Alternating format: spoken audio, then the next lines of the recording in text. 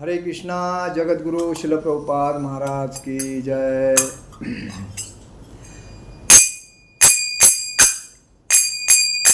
जय राधा माधव कुंज विहारी।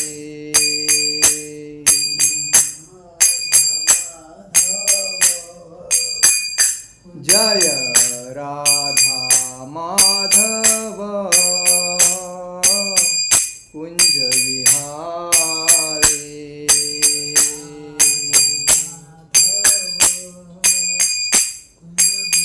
गोपी जन वल्लभ गिरिवरधारी।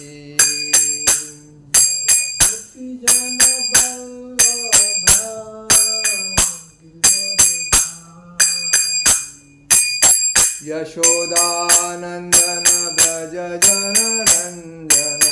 यशोदानंदन ब्रज जन रंजन। यमुना तीरावणचारी। यमुना तीरावणचारी।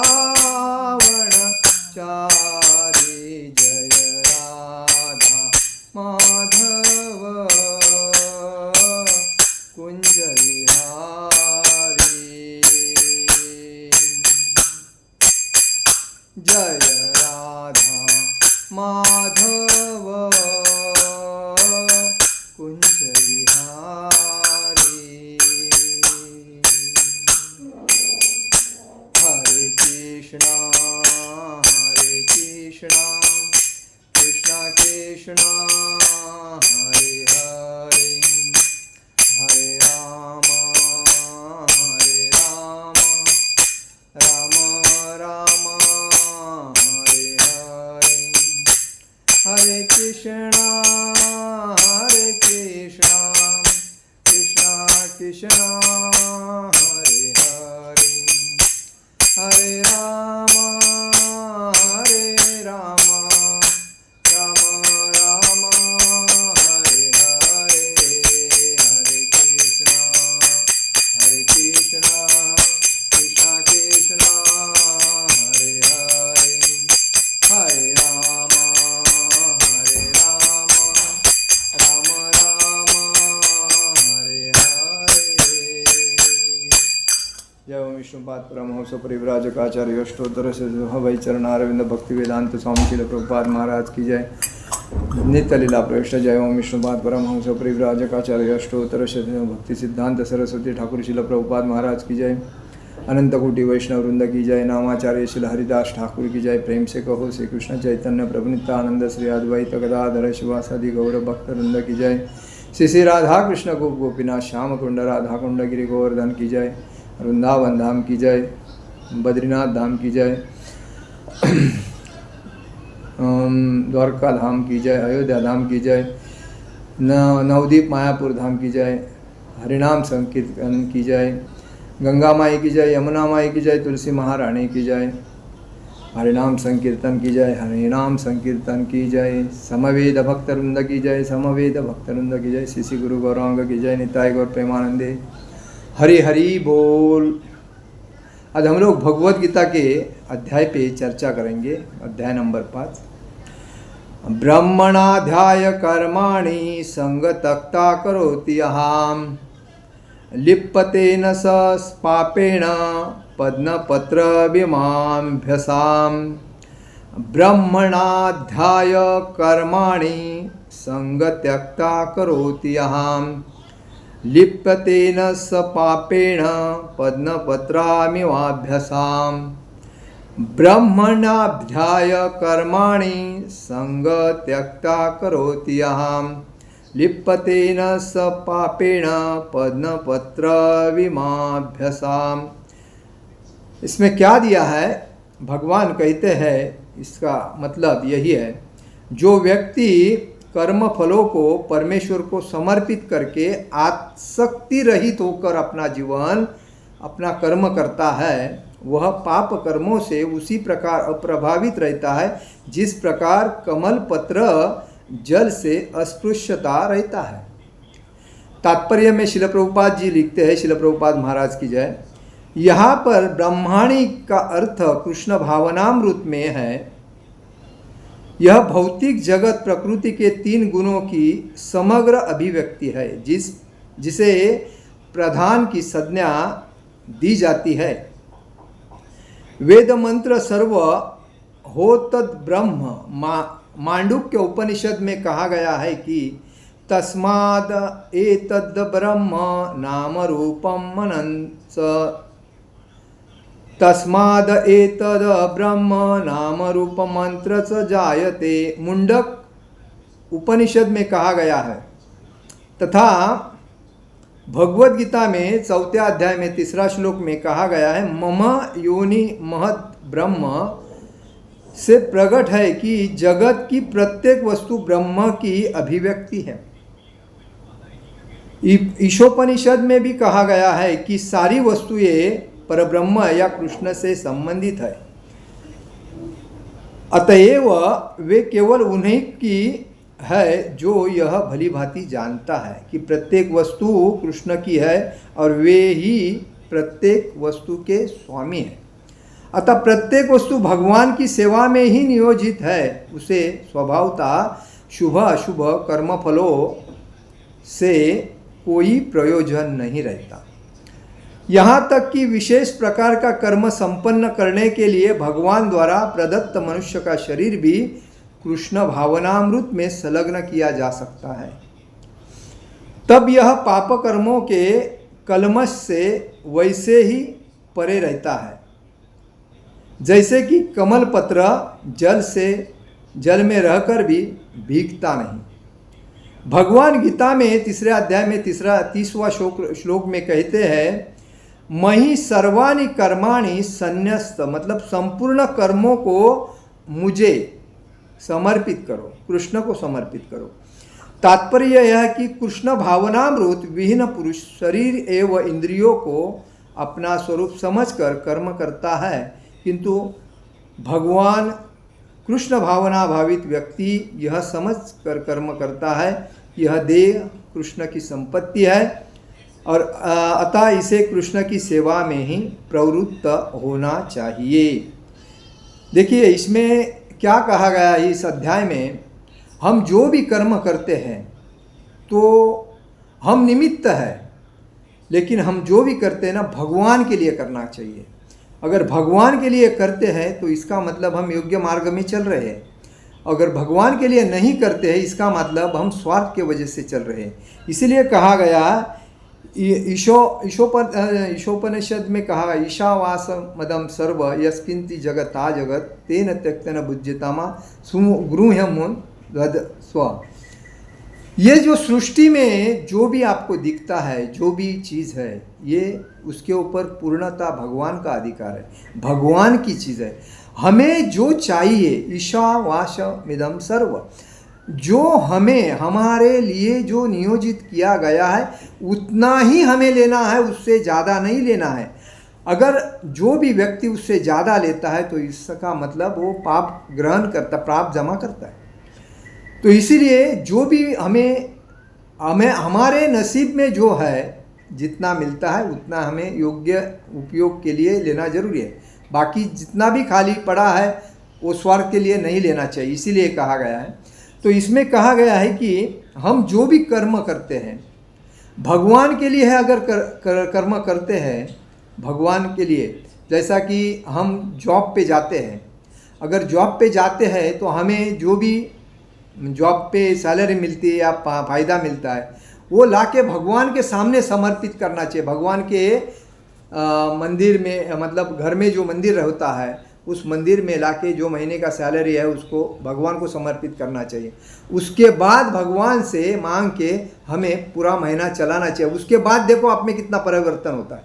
आज लोग क्या करते हैं, जैसा भी अपने को फ़ायदा मिलता है तुरंत उड़ने को चालू करते हैं, अपनी इंजॉय करने को चालू करते हैं और इसी वजह से उनके पास पैसा टिकता नहीं है। और दूसरी बात, आज लोग खाली फैशन में व्यस्त है, मतलब एक मोबाइल मिला है और मोबाइल मिलने की वजह से जहाँ भी जाएंगे पैसा आता है, कहाँ से भी पैसा कमाते हैं लोग। क्योंकि आज हर व्यक्ति पैसे के माया के चक्कर में फंसा पड़ा है, कुछ ना कुछ करता है तो उसको फ़ायदा मिलता है, और फ़ायदा आने के बाद बैंक बैलेंस थोड़ा बड़ा ऐसा लगता है तो उसको लगता है अभी मेरे को ये जगह पे जाना है, वो जगह पे जाना है, अलग अलग जगह पे जाते हैं।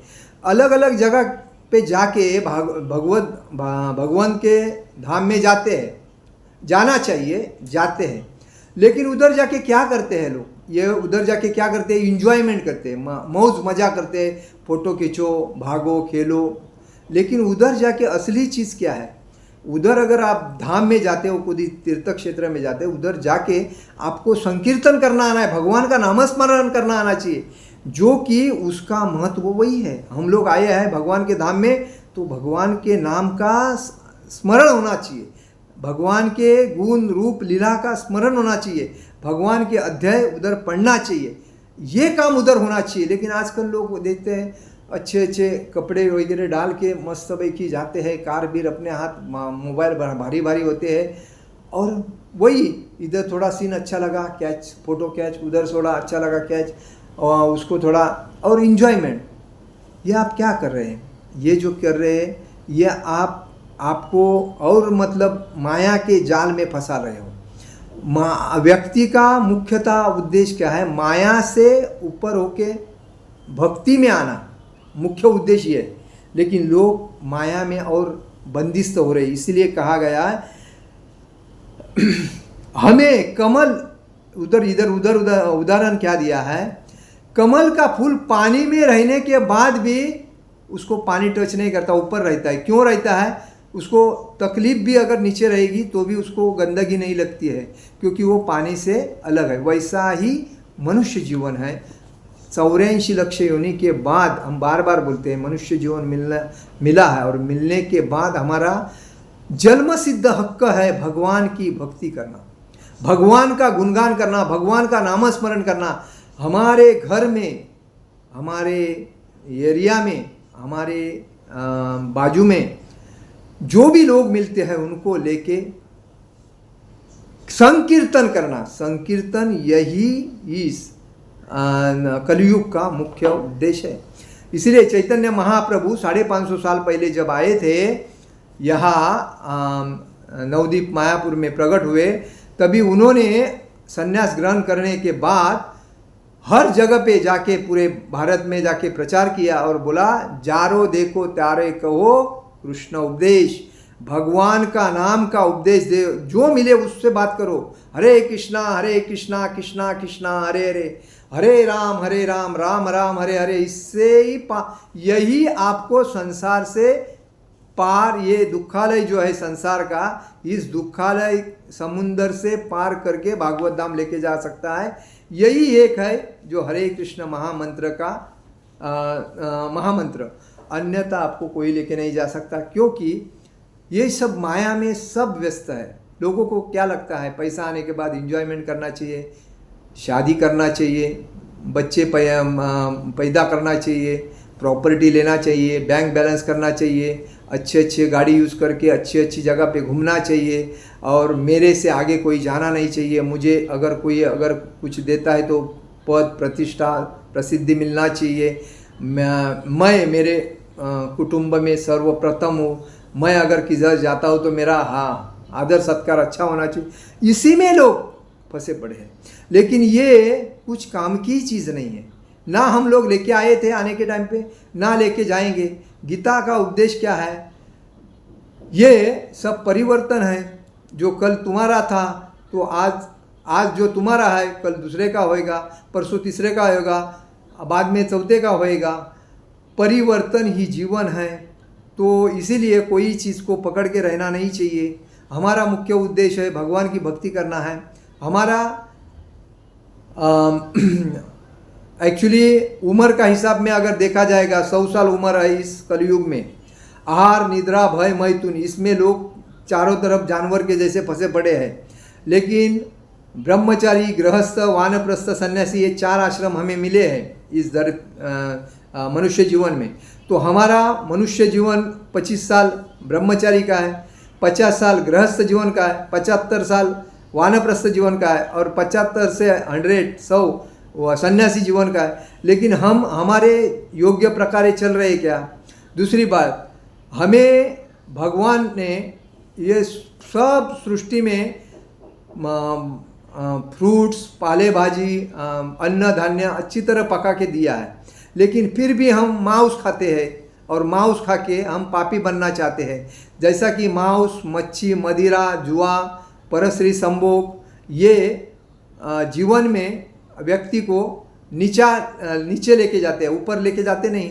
ये सबसे गंदी चीज़ है, लेकिन लोग आज ज़्यादा करके इसी में ही ज़्यादा व्यस्त रहते हैं। मांस, किधर भी किसी प्राणी का मांस खाने को मिलना चाहिए, जाने के बाद मांस खाने के बाद इंद्रिय एक एक्टिव हो जाती है, तो किसी स्त्री से संभोग करने को मिलना चाहिए, बराबर। उसके बाद में ऐसा लगता है कि अगर ये होता है तो मुझे इधर रहने के लिए थोड़ा अच्छा, तो उधर ज़मीन जगह होना चाहिए। अगर उसको लगता है कि पैसा ज़्यादा कमाना है तो जुआ खेलना चाहिए। वैसा तो प्रभुपाद जी बोलते हैं शेयर मार्केट भी जुआ है, और ये जो ग्रुप में बन के पत्ते खेल के जुआ खेलते हैं वो भी जुआ ही है। तो जुआ आदमी को बर्बाद करता है। अभी जुए के वजह से तो महाभारत घड़ा, और महाभारत में द्रौपदी का वस्त्रहरण होने के बाद कुरुक्षेत्र में युद्ध हुआ, और कुरुक्षेत्र में युद्ध होने के बाद 100 कौरव, करोड़ों अरबों उसमें सैन्य मारा गया। क्यों गा? एक स्त्री के वजह से, एक जुए के वजह से। तो ये बात है, ये लोगों को समझती नहीं। और आज हर घर में महाभारत चालू है, भाई भाई का महाभारत। जैसा कि प्रॉपर्टी के ऊपर आज बाजू वाले देखते रहते हैं, दोनों भाई का थोड़ा सा क्रॉसिंग हो गया तो उसमें मसाला डाल दिया, थोड़ा घासलेट पेट्रोल डाल दिया, उनको थोड़ा भड़का दिया, उसमें चालू हो गया, दोनों का झगड़ा चालू होता है। इनको बाजू वाले को मज़ा आता है। आज हर जगह पे पद प्रतिष्ठा प्रसिद्धि के लिए एक दूसरे के ऊपर जलस और एक दूसरे के टांग खींची चालू है, और यही संसार का मुख्य दुख है। हम लोग अगर सुखी रहना चाहते हैं तो रह सकते हैं। कलयुग के ऊपर हम लोग कंट्रोल कर सकते हैं। हमें जो मोबाइल मिला है ना, उस मोबाइल का इतना उपयोग करना चाहिए जिससे बात करें उतना, ज़्यादा बात नहीं करना चाहिए, उसको जहाँ साइलेंस मोड पे रखना चाहिए, तो एक काम होता है। जिसके ज़्यादा फ़ोन आते हैं तो कोई स्वार्थ है इसकी वजह से आता है, तो उससे अपने को थोड़ा लंबा रहना है। दूसरी बात, अगर कोई मायावादी अपने से मिलने आता है तो उससे थोड़ा लंबा रहना चाहिए। हमारे हाथ में कंटिन्यूस भक्ति की माला जप करने की आदत होनी चाहिए, और खाना थोड़ा खाना चाहिए, भक्ति ज़्यादा करनी चाहिए, आराम करना चाहिए, लेकिन शांत वातावरण में जाके रहना चाहिए। उसी वक्त आपको थोड़ी शांतता महसूस होगी। आज मैं देखता हूँ हर जगह पे जाके हर चिल्लम चिल्ली चालू रहते, क्या बोलते हैं किसको। अरे जब हम बात करते हैं ना तो हमारा अंदर का जो खून होता है ना, वेस्टेज जाता है। खून को बचाने के लिए हमें बात कम करनी चाहिए। और दूसरी बात, हमें ज़्यादा पढ़ना चाहिए। जो बुक्स हमें मिलते हैं भागवत जैसा कि ग्रंथ है, महाभारत है, रामायण है, भगवत गीता है, चैतन्य चरितामृत है, भागवतम है, ऐसे जो ग्रंथ है अपने घर में रख के हमें बुक्स पढ़ने में ज़्यादा इंटरेस्ट देना चाहिए। उससे हमें ज्ञान प्राप्त होता है, और वो ज्ञान हमें दूसरे को बांटना चाहिए, अपने पास रखना नहीं चाहिए। पानी बहता है वो स्वच्छ होता है, और जो पानी जमा होता है वो गंदा होता है। इसीलिए ज्ञान अपने को मिलने के बाद वो ज्ञान जब हम दूसरे को बांटते हैं तो हम शुद्ध होते हैं और ज्ञान प्राप्त करने के लिए तेज रहते हैं, और दूसरे को भी ज्ञान मिलता है तो दूसरा भी एक्टिव होता है। आज हमारा देश आध्यात्मिक देश है। इसका मतलब क्या है कि हमें करोड़ों सालों की हमारी जो परंपरा आई है, सनातन धर्म, सनातन वर्णाश्रम धर्म, हिंदू धर्म, तो ये परंपरा हमारी एकनिष्ठता, पारदर्शक, बराबर। लेकिन उसमें जो बीच में लोगों ने, अलग अलग लोगों ने अपने स्वार्थ के लिए, फायदे के लिए जो पॉलिटिक्स की, उसी वजह से हमारे जो संत महंत थे उनके ऊपर अन्याय हुआ, और उस वजह से हमारी आध्यात्मिकता का प्रचार नहीं हुआ। आज हमारे 550 साल पहले जब चैतन्य महाप्रभु, नित्यानंद महाप्रभु जब इस धरती पे आए, तभी उन्होंने कृष्ण भक्ति का प्रचार किया, क्योंकि चैतन्य महाप्रभु राधा कृष्ण के अवतार थे। और वो भक्ति का मार्ग इस कलयुग में वही आदमी तर सकता है, वही आदमी बच सकता है, वही आदमी भागवत धाम जा सकता है जो व्यक्ति भगवान श्री कृष्ण का नाम स्मरण करे। और इसीलिए उन्होंने भक्त का रूप लेके यहाँ आके भक्ति का प्रचार किया और सबको भक्ति दिया। और उसी वजह से छठ गोस्वामी ने वह हर जगह पे मतलब प्रचार करके वृंदावन आके वृंदावन की पुनर्स्थापना हो गई। और इसीलिए आज वृंदावन एक दुनिया का सर्व एकनिष्ठ एकमेव ऐसा स्थान है जहाँ राधा और कृष्ण स्थायिक है। और इसीलिए हमारा कहने का मतलब है हर क्षेत्र में वृंदावन धाम श्रेष्ठ है, जगन्नाथपुरी श्रेष्ठ है और नवदीप मायापुर श्रेष्ठ है। ये तीन क्षेत्र जहाँ भगवान प्रत्यक्ष रूप से वास्तव करते हैं। जगन्नाथपुरी का महत्व इतना है, करोड़ों हजारों सालों से है, क्योंकि जगन्नाथ जी भगवान जब 5,500 साल पहले इस धरती पे अवतरित हुए थे, तभी उनका जब शरीर उन्होंने अंतर्धान हो गए, तभी उन्होंने उनका जो हृदय था वो हृदय शरीर जलाने के बाद भी वो हृदय नहीं जला, तो उसको वो हृदय जगन्नाथपुरी में प्रस्तापित किया गया और उधर जगन्नाथपुरी में। इसीलिए जगन्नाथपुरी सर्वश्रेष्ठ है और जगह के नाथ जगन्नाथ, इसीलिए जगन्नाथ सुभद्रा बलदेव इनकी भी भक्ति हमें बहुत कुछ देती है और सिखाती है। और वो जगह के नाच है वही भगवान श्री कृष्ण है। तो कहने का मतलब है हम जो भी करते हैं तो शुभ अशुभ कर्म फलों से कोई प्रयोजन नहीं रहता। यहाँ तक कि विशेष प्रकार का जो कर्म संपन्न करने के लिए भगवान द्वारा प्रदत्त मनुष्य का शरीर भी हमें कृष्ण भावनामृत में संलग्न किया जा सकता है। मतलब ये जो हमें शरीर जो दिया है भगवान ने, वो कृष्ण भावनामृत में संलग्न मतलब भक्ति करने के लिए दिया है और उसका हमें फायदा लेना है। पाप कर्मों के कलमश से वैसे ही परे रहते हैं जैसे कि कमल पत्र जल से रहकर भी भीगता नहीं। मतलब कृष्ण भावना भावित अगर जो व्यक्ति है वो भक्ति में रहने से वो पानी के ऊपर जो कमल रहता है वो पानी को टच नहीं करता, वैसा ही इस कलयुग में रहने के बाद भी वो पाप से मुक्त हो के रहेगा। और इसीलिए कृष्ण भावना भक्ति महत्व की है। तो भगवान कहते हैं कि संपूर्ण कर्मों को मुझे समर्पित करो। भगवान बोलते हैं सर्वधर्मान परित्यज्य मामे कर्म शरणम मत। सर्वधर्मों को त्याग करो, मेरे शरण में आओ, मैं आपका संरक्षण करूंगा, मैं आपका रक्षण करूंगा, उसकी चिंता मत करो। तो हमें ये समझना चाहिए कि संपूर्ण कर्मों को और जो भी हम कर्म करते हैं तो भगवान के नाम से करना चाहिए। जो भी कुछ करते हैं वो जो भी करते हैं हमारे नसीब में आता है वो भगवान को समर्पित करने से भगवान ही उसको, हमें अगर तकलीफ होगा वो भी भगवान बचाते हैं, आगे जाके कुछ तकलीफ होने वाला है उससे भी भगवान हमें बचाते हैं। तात्पर्य यही है कि कृष्ण भावनामृत विहीन पुरुष शरीर एवं इंद्रियों को अपना स्वरूप समझकर कर्म करता है। सभी व्यक्ति क्या बोलते हैं कि मेरा कर्म मैं कर रहा हूँ, मैं कुछ नहीं हूँ। लेकिन एक व्यक्ति को समझना चाहिए कि अपने ये पुरुष शरीर इंद्रियों को अपना स्वरूप नहीं समझना चाहिए। मैं जो भी कर रहा हूँ भगवान के लिए कर रहा हूँ और ये मैं अगर कर रहा हूँ तो भगवान की वजह से कर रहा हूँ। ये भगवान को सब क्रेडिट जाती है, हमें कुछ नहीं क्रेडिट में लेनी चाहिए। कृष्ण भावना भावित व्यक्ति यह समझकर कर्म करता है कि यह देह कृष्ण की संपत्ति है। भगवान मतलब जो कृष्ण भावना भावित भक्ति में तल्लीन है और एकनिष्ठ भक्त है वही समझता है कि ये जो मेरा सब कुछ है ये भगवान का दिया हुआ है, मेरे पास कुछ है, मैं खाली आत्मा हूँ, ये शरीर बदल के दूसरे शरीर में जाऊँगा, मेरा तो इस जन्म धरती पे कुछ नहीं। और इसे कृष्ण की सेवा में प्रवृत्त होना चाहिए, ऐसे ही कृष्ण की सेवा में प्रवृत्त होना चाहिए। तो कहने का मतलब यह है कि हम आज जो भी कर रहे हैं अपने स्वार्थ के वजह से वो कुछ काम का नहीं है, लेकिन जो विदाउट स्वार्थ थे, अभी भगवान बोलते हैं भगवान की हम अगर सेवा करते हैं कोई तो भगवान की सेवा फ्री करते हैं ना, तो भगवान बोलते हैं ये मेरा भक्त सही है। अगर भगवान के भक्ति की सेवा अगर हम कुछ मुबदला लेके करते हैं तो भगवान के साथ बिजनेस हो जाता है, तो भगवान उसकी रिस्पॉन्सिबिलिटी लेते नहीं। इसीलिए हमें भगवान की सेवा एकनिष्ठ पारदर्शकता से और एक निश्चय से करना चाहिए। इसलिए कहा गया है उत्साह निश्चया धैर्या तत्तत्कर्म प्रवर्तना संग त्यागा तत्वृत्ते षड्भी भक्ति प्रसिद्ध है।